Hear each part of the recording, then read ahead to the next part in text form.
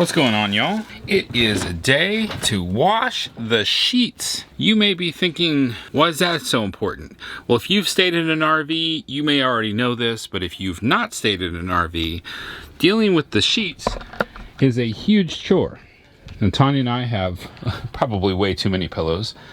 My pillows are all stacked up over here. We've got we've got like 4 wedges, blankets. So the problem comes when you don't know where to put the stuff you had on the bed. It's a smaller space, so that's your first chore, figuring out how to shuffle things. You can't just drop them on the floor because you might completely shut off your ability to walk anywhere. So then you have to kind of maneuver everything around. And when it comes time to actually put the sheets on the bed, that can be tough as well because you can't just walk around the bed in most of these RVs. Some of them you can. This one can be a bit tough. I usually like to maneuver the bed around and just kind of pull the mattress out so I can get to the back corners. It can be a lot of work. We don't wash our sheets probably as often as we should. I know there's other people out there that are kind of germaphobes that wash their sheets every week. To me that seems excessive, but I think that just comes down to a personal opinion. Pretty much. But the RV park that we were currently at right now has free laundry. That is correct. Free laundry. I was shocked when I learned about that. I thought I had to see it for myself. Then I thought it's probably just one washer and one dryer, but it's actually 2 washers, 2 dryers. The washers are commercial washers. They have it set up and you walk in and it says press start. It's free. The dryers are more residential, but they're brand new. Good shape. It's an old trailer that's been converted to a laundry room, and they put it's kind of the bathhouse too. They put a shower on one end with plenty of room for like sitting down and hooks and places to put your stuff. And then the toilet and sink are on the other end of the laundry. The other end, this end and that end. I've gone over there now several days and taken showers, and it's a little awkward when you're done and then you want to brush your teeth.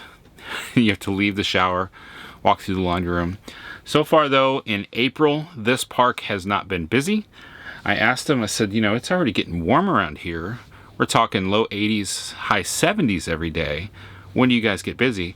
They said not until mid-May, when there's a big crab fest here. Usually from crab fest all the way through summer, this park will be packed. But the rest of the time, it's much lighter here. While we have free washers, we need to take advantage of that. We need to be washing every blanket, every pillow, every pillowcase. Just get everything caught up and nice and clean, so we're back to our normal routine when we go back to somewhere where we have to pay for washers again. In regards to these wedges here, Tanya bought this wedge recently to try to help deal with her issue she's having with her legs. And it had been sitting behind me while I was sitting here doing work. I wound up leaning back and it gave me just the right support, like a office chair that was leaning back just a little bit. So then I got all excited. I'm like, okay, I need one of those wedges for my daily work life. So I got one. It's down there with my chair. I can kind of swap out how I sit here. Just kind of makes the workday a little bit easier. Normally when I wash sheets, I wash pillowcases at the same time, but we have a lot of pillowcases. Plus we have these wedges, which they can be, the cases can be taken off of those and washed too.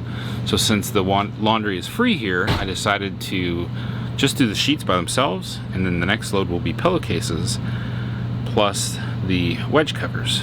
But quite honestly, with the amount of wedges that we have now and pillows, probably need to do that every time.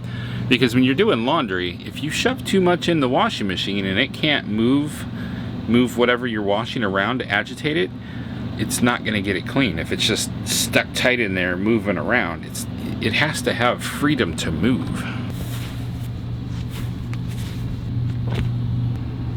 A lot of pillowcases.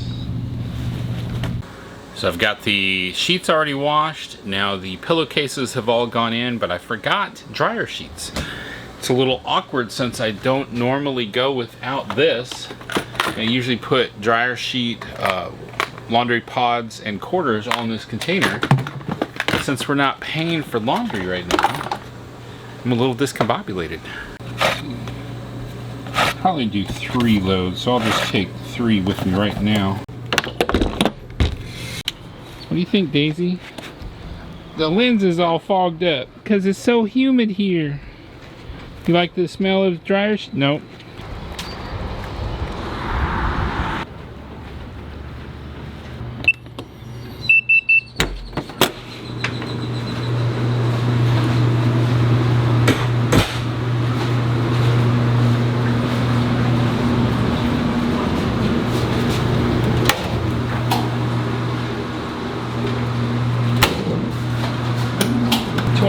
seconds left to go on the pillowcases. See here, push start free. Push start free. It's a commercial washer. I just think that's pretty awesome. They don't want you to change apparently like the load size, or I know that we're doing a lot of laundry here since it is free, but the goal is to never use 2 machines at once. I don't want to be that guy that just takes up all the machines all the time. That wouldn't be right, in my opinion. And so far, I've only observed one other family here washing, and they left already. Not sure when everybody else is doing their laundry, so this has worked out pretty decent. Like I said, the park's not too busy right now. Yeah, we'll try to keep one machine busy at all times. That's the plan. This is definitely an old RV. They got the nice digital lock though. You can lock the code. But check out the height on this door. Pretty sure I took a chunk out of my head twice now. Not paying attention to the fact that this door is not made for 6'3". So I got a couple of the pillows put back together. Still got to do the rest of the pillows. Plus I was sorting through some mail, so I got to put all that away real quick. This is the tough part. What do I do with all of these blankets and top sheet while I put the bottom sheet on? It's just a juggling act of moving stuff all around. So I just kind of dump it everywhere. And then from there, hope you can get around the bed. Doesn't help any that I've got the camera right here. I've added extra difficulty, but oh well. I did the exercise right. Oh. Yep, this will definitely wear you out. Great form of exercise.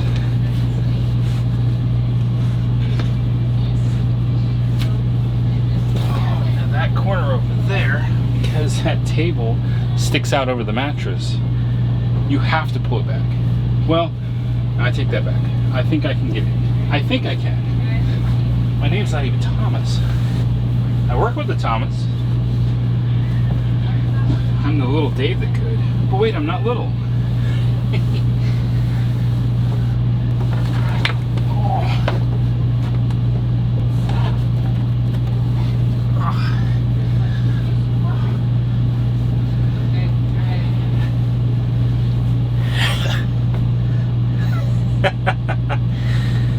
That's one part.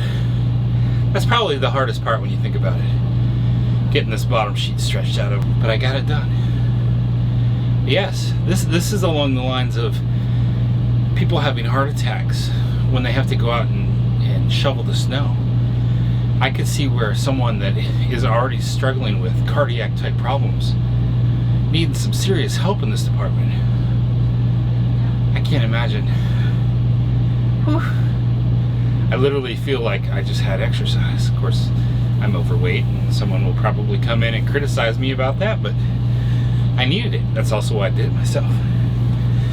Now for the top sheet. How many of y'all are looking at this going, oh my goodness, how uncivilized, all those wrinkles in your sheets? I think there's a certain level of just acceptance. It is what it is. I'm just happy it's clean. Yeah, this part's a lot easier. Now the interesting thing is, this is kind of just for me. Tanya doesn't even really sleep with this sheet. Tanya likes to be warm. I like to be cooler. We've learned to use different blankets, and really she doesn't even hardly lay on that sheet. She wraps herself up completely in what we call her tiger blanket. These types of blankets were real popular back in the late 80s and early 90s. It's a material called high pile.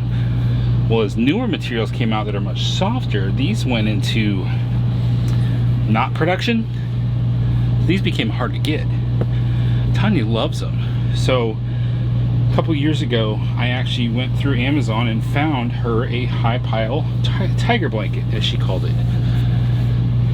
And she wraps herself up in this when she goes to sleep. She loves that material. It makes me feel too hot. That's probably why she likes it. This is a king size bed, or so they tell us. I think I've measured it. I think it's accurate. So I just kind of flatten this out, spread it out, get it where I need it. And then later on it winds up just bunched up over on my side, which is fine. Like I said, the important factor is it's clean. My blanket is still in the dryer. If you ever washed a blanket, dried it, and then you come back and it's just like tied into a knot, and then you unfold it or unravel it or unknot it, and the middle is still damp. That's how it was. So basically just kind of fluffed it and then put it back in for more time. El gato, what are you doing, El gato? Skittle, skittle. You up here to appreciate a nice clean bed. I knew I should have labeled these before I took them off. I think that's mine. It's a little dirtier right there. I think that's mine. I also learned last time to make sure that I've got this going on in the right direction. We got these because Tanya and I both have been having back problems. I've had back problems since I was 13. This has been nice. I think I pretty much covered the basics. Getting the sheets on is probably the hardest part. Getting the blankets on is considerably easier. I will say that if you're someone who likes to make your bed up all fancy, I guess I don't have any input for you because I've never been that person. When I used to live with Grandma Sally, she taught me and instructed me in how to make a bed, get all the wrinkles out. So the knowledge is there, but I haven't really felt the use for it. Did you know that people used to tuck the bed in real tight to keep critters out? Did you know that?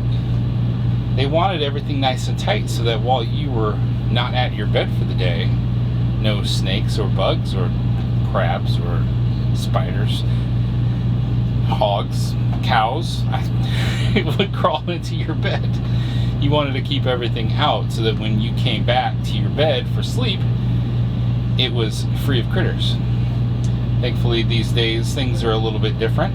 I suppose if you're someone who likes to live life without using any kind of insecticides or things, you may want to go back to tucking in your bed real tight. It's a possibility. I'm more of a bug spray around when nobody's around. At any rate, that story's going off on a different road. Let's just remember, life happens, even making your bed. Don't let it stop you. Stay fresh, cheese bags.